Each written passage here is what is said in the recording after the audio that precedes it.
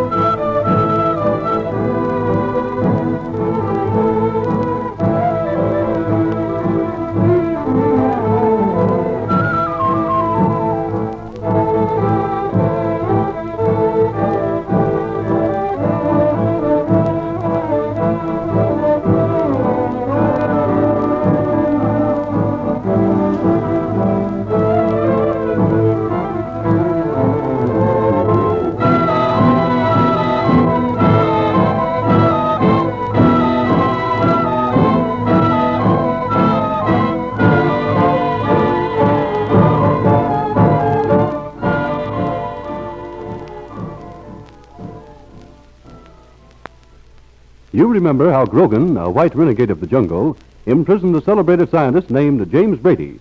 Then, when his little son and daughter, heading a rescue party by amphibian aeroplane, reached the jungles, they fell foul of Grogan. He stole their secret code, the key to the mystery of the treasure map. About this time, Mr. Noyce, the famous explorer, happens on the scene and goes to the aid of the children. Harboring an old grudge against Mr. Noyce, Grogan plans and succeeds in capturing Mr. Noyce and his assistant Pedro.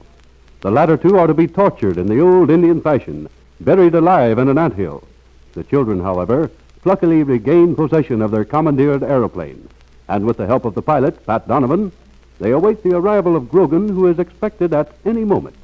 The plan is to rescue Mr. Noyce and Pedro before morning, when the anthill torture is timed to begin. Donovan and Little Jean and Jim Brady are now in the cabin of the aeroplane. The Indian guard is all tied and gagged. Away in the distance, coming through the dim, steaming jungle, they see a man approaching. It may be Grogan. Let's listen. Now, if this is Grogan, it will be better for you two kids to get down flat on the cabin floor. Get in behind where the Indian is lying. Oh, but what for, Pat? We want to help. Why can't we? Now, it's too dangerous. I'd be too worried. I couldn't give my best attention to our visitor. And on the floor, you'll be safer in behind that Indian there. Okay. He's all tied up and he can't hurt you. We know that, Donovan, but heck, how can we see what's going on if we're hiding behind an Indian? Listen, we don't have to hide behind anything, not even a savage Indian. I know. But if Grogan has a pistol or a rifle, he may start bombarding us from the shoreline. And he's a good shot. In behind that Indian, well, any bullets coming in here, that Indian would be some protection, you see? Well, listen, Pat, we were told to always obey our elders, but listen, please, we're in this thing up to our necks and it's our fault. Please, Pat. Please, we'll feel so much better if we get in on this shindig. You just don't know how much we can help. Oh, but you're all wrong, Miss Jean. I do know. Look, I'd still be a prisoner all trussed up with rope and a filthy rag in my mouth if you two hadn't come to my rescue. You swam and dived in that dirty black river, and I'm not forgetting that. Never. Well, what do we do, Pat? Do we go on? Oh, now, and it isn't me that's after stopping you. Maybe I'll be mighty thankful that you did insist on being on deck. Okay, then. You're the boss, Pat. Now, wait. Where is that man now? I can't see him. Well, I've lost him too, Pat. Well, just sort of slipped out of sight. He certainly was headed down the river right here. Say, I'll bet that was Grogan. I bet he noticed the Indian was missing, and now he is suspicious. I think you've got the answer, Jimmy. Very likely he's creeping through the bush now, edging closer. Well, we'll soon know. We'll let him edge. That's what we want, isn't it? Yes, and here's what we do then. I'm laying down on the cabin floor again. There's some rope, little pieces, lots of them. Now, when I get on the floor, Jimmy, you just tuck the ends of the rope in around me. Oh, you mean to make it look like you're still tied up? Yes, to make it look like I'm still a prisoner. Then, just before he comes out in the little dugout, you two hide. One of you under the bunk where you can be near to lend a hand.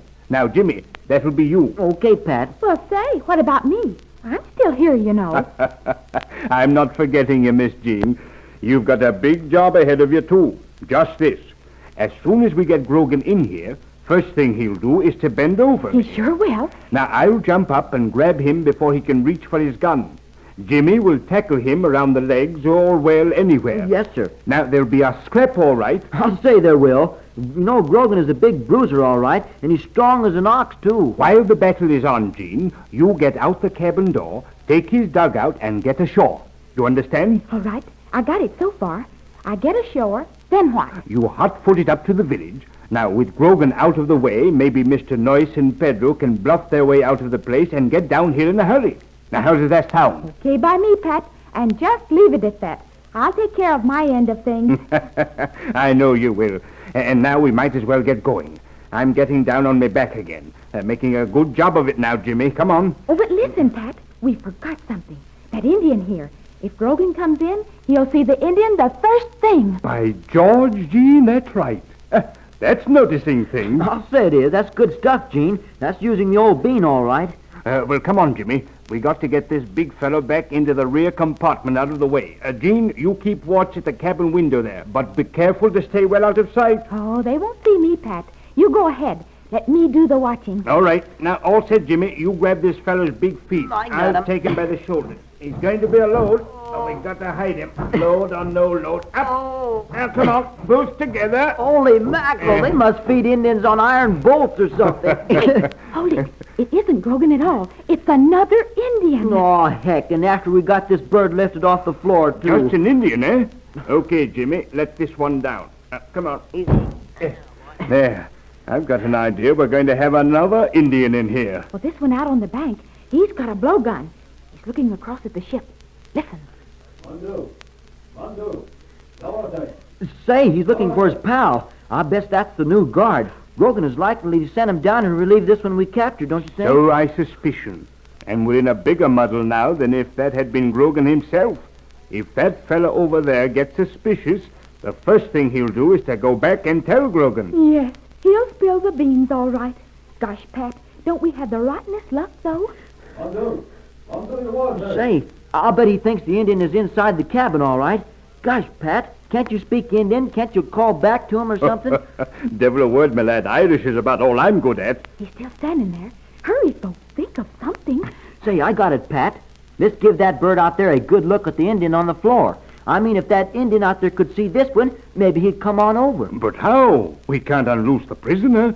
He'd take courage knowing his pal is out on the bank. He'd yell and maybe push his fist through the window. All right, Pat. Are you game to try something? What? Let's get our prisoner over to the cabin window. Are you meaning to boost him up to the window then? Sure, why not? We can keep him all tied up. We can sort of steady him. Let's go, Pat. You take the gag out of his mouth, and I'll get the big axe over there, the big machete. All right. I'll unloosen the gag. Go ahead, Jimmy. Hurry. I got it. You got the gag off, Pat? Now, in a jiffy. Wait. Just one more nut. There. There she is. Okie dokie. And now it's my turn. Let me talk to him. Very well, but how? You don't know any more of the Indian lingo than I do. Well, I guess I can make him understand, all right. Watch this. Look, Mr. Savage. Well, look now. You know what I mean when I put my fingers to my lip like this and do this? Seems like he understands. I think he nodded his head. Yeah. Now, remember, Mr. Indian, we want a whole lot of shh, or else off comes your coconut. Like that, see? He understands, I guess. And begolly, I would, too, with somebody standing over me with a big, sharp, overgrown hatchet like that. Oh, yes. Well, let's go then, Pat. Gene, is the other one still there? Yes, still waiting. He doesn't seem to be afraid of anything. He just seems puzzled. Then here we go, Jimmy. Come out. Okay. Up, sit there, easy. We got to get this fella on his feet. All his legs around to the cabin wall. Now then, when we boost him up to his feet, he'll be at the window. Come on. Up we go. Remember now, Red Man, use your head. Shh. No speak 'em. No open 'em up your mouth, not at all. Plenty no speak, savvy? Let's try it. We can sort of steer this fellow. Have him bend over a little till his face is at the cabin window. Easy now. There. I'm going to rap on the window. Okay. Swell, Jimmy. He sees. He's looking right across at us. Let's go then, Jimmy. That was all that was needed. Down with this one again. Now, hurry. And you, wait. Let's drag him over to the back there. Now then, Jimmy, you fix that gag again. I'm going to get ready for Cousin Willie when he arrives. How is it, Jean? Well, he's getting ready to dive, I think. Yeah, here he comes. Okay, I've got this one all fixed again. All right, now. Better stand a little clear of the cabin hatchway, though. Give me lots of room to work. This one won't be half drowned, you know. He'll be as lively as an eel. But can't we help? Yes, as soon as I get a good hold on him, I'll shout. Then, Jean, there's 2 more little pieces of rope on the floor. You take care of them. Okay. We're going to need them in a hurry. All right. Listen, he's here. All right, now. I'll be in the shadow by the hatchway when he opens up. Now, I'm grabbing him by the neck or the best grabbing place I see. Easy now. Shh. Quiet. Mondo, you want to say? Mondo. I got him. I got him. Hang on, Pat. Hang on. For the love of Mike, and what is it you think I'm doing? Playing tag with him? Grab him by the hair, Jimmy. He's got lots of it. Come on, hurry. I got him. Hold tight, Jimmy. Here. Down on the... There. Now, maybe that'll stop you from waking up the neighborhood. You would yell and holler, you long-haired heathen, eh? Watch out he doesn't bite your hand off, Pat. Well, I got to keep him quiet. We can't have him giving the alarm. How about it, Jean? I got his feet tied, okay. Here, Jimmy, grab. You fix his hands. Turn him over on his tummy, Pat. We'll get his hands behind his back. It's safer that way. We haven't got any too much rope either. Okay, help yourself. Ooh. You folks mind if I sit down? Whew, I'm about all in. Suffering shrimps. We got 2 Indians now. Oh, gosh, maybe we'll have to stick around for a week. Get them one at a time, huh? Oh, no, we won't. Listen, as long as Grogan sent this new guard, then he isn't figuring on coming in person.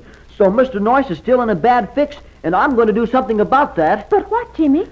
Well, there you are, Pat. You can let go now. He's all fixed. Well, it's up to you to keep him quiet. Me, I'm getting back to my little box of dooflickies, and I'm heading for the village. And I'm going with you. Oh, no, you're not. I'm going alone, and I'm going now.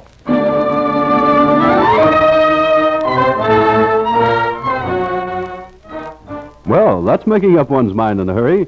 Jimmy doesn't waste any time. What success will he have with his box of dooflickies, his magic tricks? Well, boys and girls, we will just have to be patient until our next program to find out what Jimmy does. There will be plenty of excitement, though. Jimmy alone with a band of savages, and just some magic tricks for a weapon